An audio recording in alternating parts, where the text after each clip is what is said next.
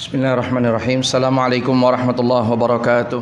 Innal hamdalillah nahmaduhu wa nasta'inuhu wa nastaghfiruhu wa nastahdihi wa na'udzu billahi min shururi anfusina wa sayyiati a'malina. May yahdihillahu fala mudilla lahu wa may yudlilhu fala hadiya lahu. Asyhadu an la ilaha illallah wahdahu la syarika lahu wa asyhadu anna Muhammadan 'abduhu wa rasuluh. Allahumma salli wa sallim wa barik ala nabiyyina Muhammad wa ala alihi wa sahbihi wa man tabi'ahum bi ihsanin ila yaumiddin. Amma ba'd. Qala Allah Ta'ala fi kitabihil karim. A'udzu billahi minasy syaithanir rajim. Ya ayyuhan nasu ittaqu rabbakumul ladzi khalaqakum min nafsin wahidah wa khalaqa minha zawjaha wa batha minhuma rijalan katsiran wa nisaa'a wattaqullaha alladzi tasaaluna bihi wal arham. Innallaha kana 'alaikum raqiba. Jamaah Jumat sekalian yang dimuliakan oleh Allah Subhanahu wa taala. Pada kesempatan kali ini khatib ingin berwasiat kepada diri sendiri dan juga jamaah sekalian untuk marilah kita bersama-sama memperbaharui keimanan kita, meningkatkan ketakwaan kita dengan cara mendekati perintah-perintah Allah dan melaksanakannya, juga menjauhi larangan-larangan Allah Subhanahu wa taala, dan berhati-hati jangan sampai kita terjerumus kepada apa yang mendatangkan kemurkaan Allah Subhanahu wa taala. Jamaah Jumat sekalian, berbicara tentang sunnah, maka sunnah ini apabila dipandang dari sisi para fuqaha, maka mereka menerjemahkannya namanya sunnah adalah sesuatu yang tidak wajib. Kalau salat sunnah itu seperti rawatib, seperti salat tahiyatul masjid bagi sebagian para ulama. Karenanya para fuqaha mengatakan sunnah itu adalah sesuatu yang tidak wajib tapi diperintahkan oleh Allah. Berbeda halnya dengan para muhadditsin, yang mana para muhadditsin ahlul hadis mereka menerjemahkan kata sunnah adalah apa-apa yang ditinggalkan oleh Rasulullah sallallahu alaihi wasallam, apa-apa yang dinukil dari Nabi sallallahu alaihi wasallam, min qaulin, dari perkataan, au fi'lin, atau perbuatan, au taqririn, atau persetujuan, au wasfin, atau bahkan sifat, baik khalqi atau khuluqi, baik yang terkait dengan anggota jasad beliau ataupun akhlak beliau. Dan yang terakhir adalah auhammin, atau kehendak. Dan pada kesempatan kali ini khatib akan berbicara sedikit tentang sunnah yang dimaksud adalah oleh para ulama muhadditsin. Dan bahkan para ulama muhadditsin juga tidak hanya memasukkan ke dalam kategori sunnah adalah sunnah yang berasal dari Nabi SAW. Mereka juga memasukkan ke dalam sunnah apa yang diriwayatkan dari para sahabat ridwanullahi alaihim. Karena Nabi SAW juga pernah berpesan, alaikum bisunnati wa sunnatil khulafa ar-rasyidin al-mahdiin min ba'di. Wajib atas kalian berpegang kepada sunnahku. Dan Nabi SAW tidak berhenti sampai di sini. Nabi masih melanjutkan dan mengatakan, wa sunnatil khulafa ar-rasyidin al-mahdiin min ba'di, dan sunnahnya para khulafa ar-rasyidin al-mahdiin setelahku. Karena apapun yang mereka ucapkan, apapun yang mereka ijtihadkan, maka ijtihad mereka ini tidak akan mungkin keluar dari sunnah Nabi SAW, karena mereka adalah orang yang paling mengerti tentang sunnah Nabi SAW. Jamaah Jumat sekalian yang dimuliakan oleh Allah, berbicara tentang sunnah, sunnah ini adalah merupakan asal atau pokok agama kita bersama Al-Quran. Kenapa tidak setelah Al-Quran, Ustaz? Karena kedudukan sunnah ini tidak kalah kuatnya dengan kedudukan Al-Quran. As-sunnah memiliki kedudukan yang sama, manakala sunnah tersebut sahihah, benar, datangnya dari Nabi SAW, maka ia memiliki kedudukan yang kuat sama halnya dengan Al-Quran. Salah satu buktinya adalah yang nanti sebenarnya akan kita bahas, tapi kita awalkan, yaitu bagaimana sebuah ayat Al-Quran yang menerangkan tentang khairanil wasiyah, sebaik-baik wasiat. In taraka khairanil wasiyatu lil walidaini wal aqrabin, sebaik-baik wasiat yang diberikan seseorang atau yang diberikan oleh seorang yang akan meninggal dunia, ketika dia meninggal itu adalah untuk orang tua, kedua orang tua, dan aqrabin, kerabat. Ketahuilah bahwasannya Islam tidak membenarkan seseorang itu berwasiat kepada ahli waris. Ketahuilah para ulama sepakat bahwa ahli waris itu tidak boleh menerima wasiat. Wasiat itu hanya boleh diberikan kepada selain ahli waris. Lalu bagaimana ayat yang tadi sudah kita sebutkan, dengan apa ayat itu menjadi tidak berlaku? Jawabannya, ayat itu tidak berlaku berdasarkan hadis dari Nabi sallallahu alaihi wasallam. Nabi sallallahu alaihi wasallam mengatakan, "Innallaha qad a'ta kulla syai'in innallaha qad a'ta kulla dzi haqqin haqqah fala wasiyyata liwarith." Kata Nabi sallallahu alaihi wasallam, sesungguhnya Allah Subhanahu wa taala telah menentukan setiap ahli waris itu haknya masing-masing. Maka mulai hari ini fala wasiyyata liwarith, tidak ada lagi wasiat bagi ahli waris. Dan ini sunnah, dan ini hadis dari Nabi sallallahu alaihi wasallam. Kalau memang sunnah itu letaknya nomor 2, maka tidak mungkin sunnah ini bisa menghapuskan Al-Quran. Karenanya para ulama mengingatkan kepada kita, kalaupun seseorang mengatakan bahwa as-sunnah adalah sumber yang kedua dari Al-Quran, itu bukan berarti kedudukan sunnah di bawah Al-Quran. Mereka mengatakan, katakan Al-Quran dan sunnah, dan jangan katakan Al-Quran kemudian sunnah. Jamaah Jumat yang dimuliakan oleh Allah Subhanahu wa taala, sebab-sebabnya nanti akan kita sebutkan pada khutbah yang kedua.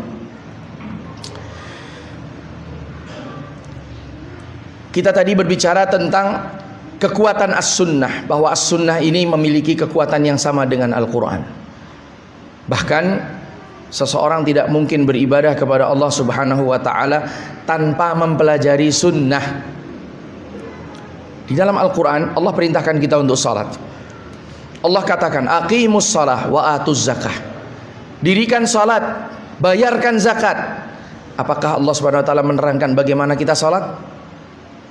Maka orang yang hanya berpegang kepada Al-Quran dan enggan untuk berpegang kepada sunnah, dia akan mencari-cari cara untuk melaksanakan sholat yang tidak pernah diajarkan oleh Rasulullah SAW.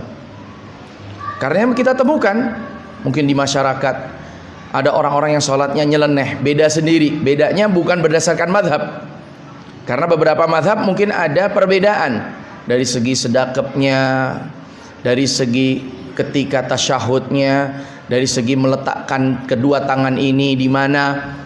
Di dalam imam madhab memang itu ada khilafnya, tapi bukan itu yang saya maksud. Ada yang mungkin kalau sholat itu tidak ruku dan tidak sujud, lalu sholatnya bagaimana? Dengan cara yang mereka temukan sendiri. Sebabnya apa? Mereka mau merujuk kepada sunnah Nabi SAW. Nabi SAW ketika Al-Quran itu turunnya juga kepada Nabi SAW, bukan kepada sahabat yang lain. Al-Quran itu turun kepada Nabi SAW. Ketika Allah menurunkan aqimus shalah wa atuz zakah, siapa orang yang lebih mengerti bagaimana tata cara salat? Jawabannya jelas, yaitu Rasulullah SAW. Dan Allah tidak jelaskan di dalam Al-Quran tentang tata cara salat. Demikian pula tata cara membayar zakat, kecuali hanya pada zakat pertanian. Lalu dari mana kita tahu detail perintah Allah tersebut?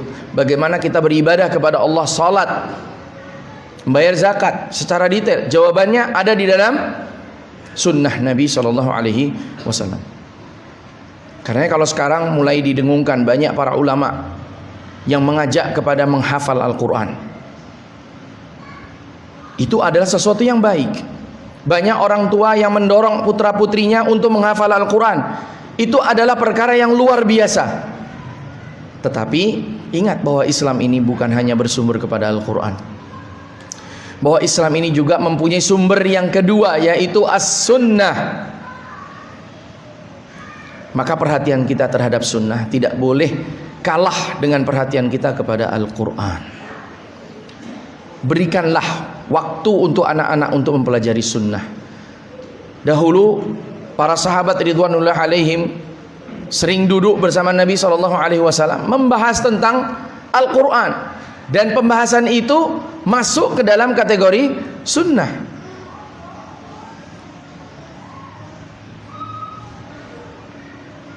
Karenanya apapun yang ditinggalkan dari Nabi SAW, baik dari perkataan kemudian perbuatan, maka ini tergolong ke dalam bagian dari sunnah Nabi SAW.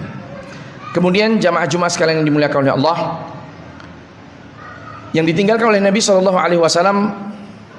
juga adalah takrir, persetujuan. Dan salah satu contoh bentuk persetujuan adalah ketika dihadapkan di hadapan Nabi SAW hidangan makanan, yaitu daging dhab, daging biawak. Jadi kalau dikira ayam kok ada ekornya panjang, ya, kok nggak ada cekernya. Tapi kalau kambing kok kecil, lebih kecil dari ayam, ini apa, kata Nabi SAW. Kemudian sahabat mengatakan ini adalah lahma dhab, daging biawak. Kemudian Nabi SAW mengurungkan niatnya untuk makan, tetapi membiarkan para sahabatnya untuk makan.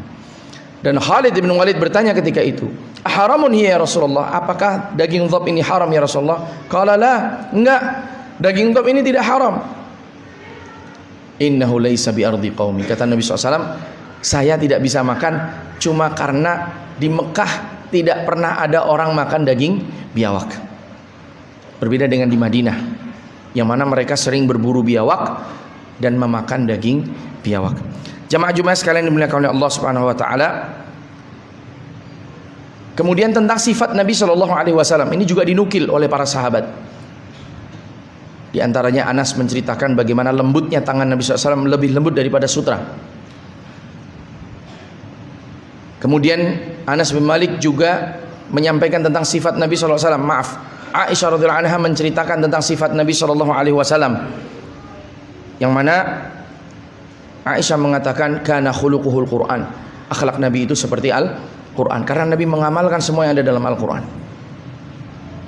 Dan yang terakhir adalah ham atau kehendak dari Nabi SAW, dan itu yang sedikit terkait dengan pembahasan kita pada hari ini, karena hari ini kita sudah masuk sekitar tanggal 7 Muharram.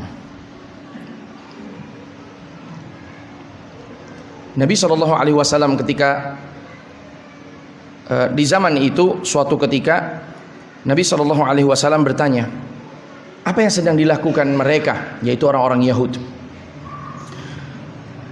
Kemudian para sahabat mengatakan, somu, mereka berpuasa ya Rasulullah. Nabi bertanya, kenapa mereka berpuasa? Mereka menceritakan, hadza yaum najjallahu Musa alaihissalam.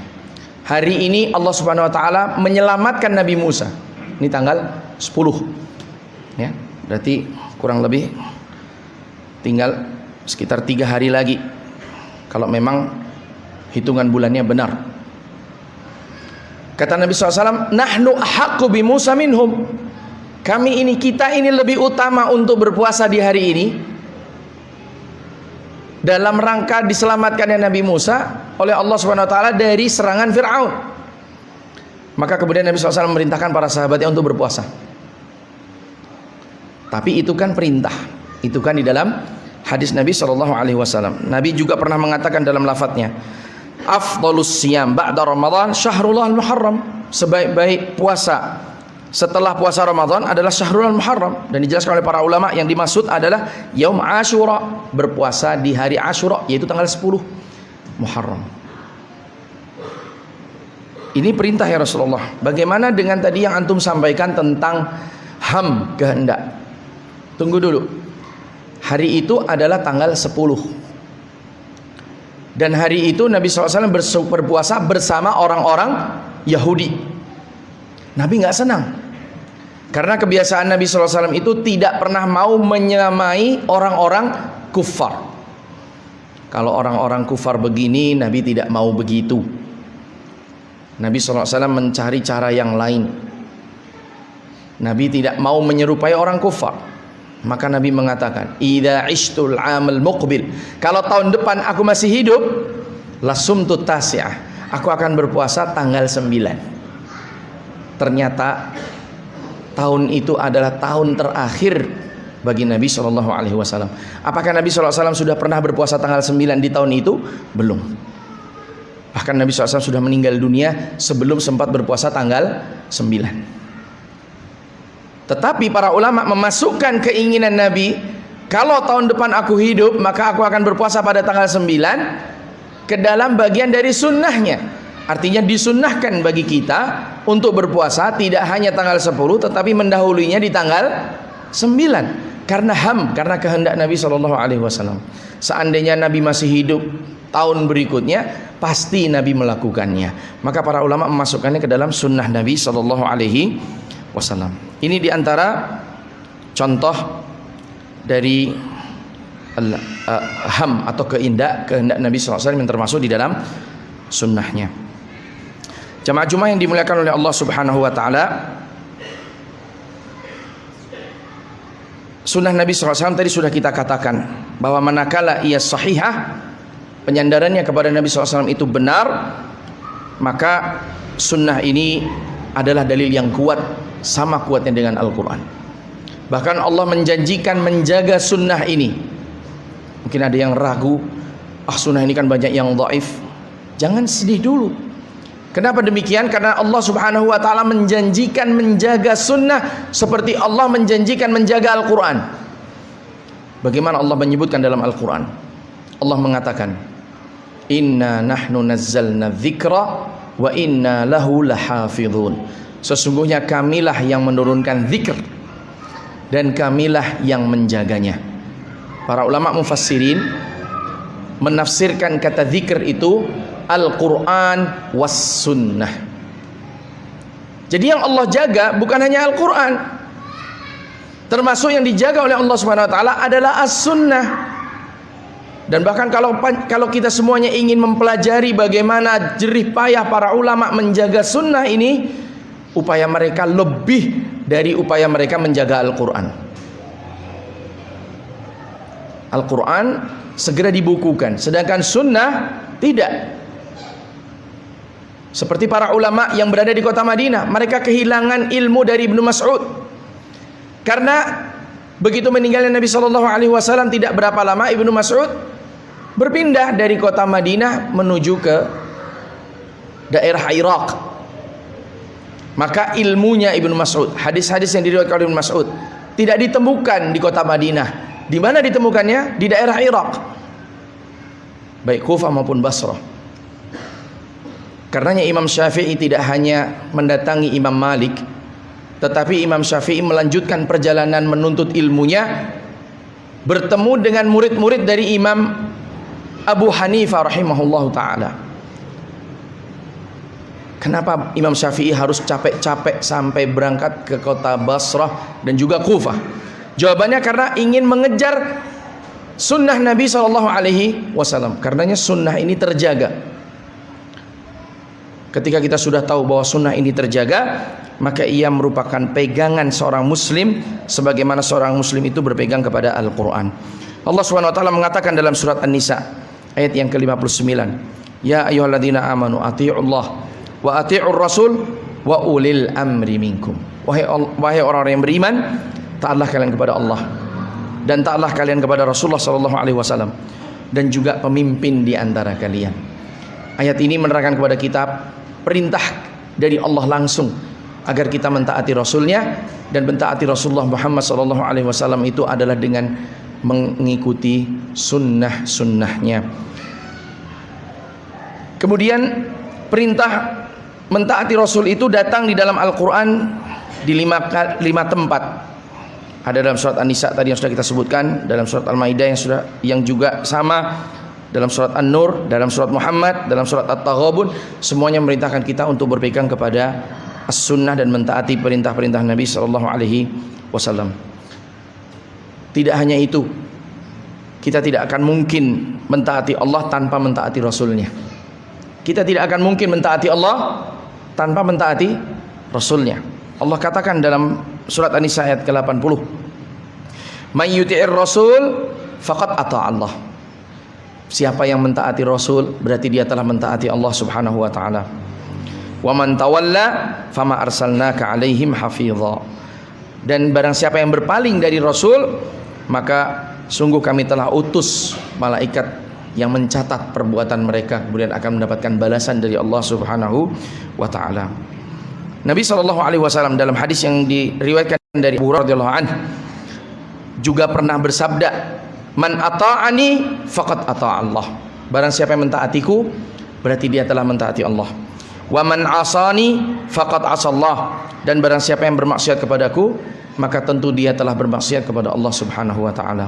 Barakallahu li wa lakum fil Qur'anil azim wa nafa'ani wa iyyakum bima fihi minal ayati wa dzikril hakim. Aqulu qawli hadza wa astaghfirullahal azim li wa lakum wa lisairil muslimin fastaghfiruh innahu huwal ghafurur rahim.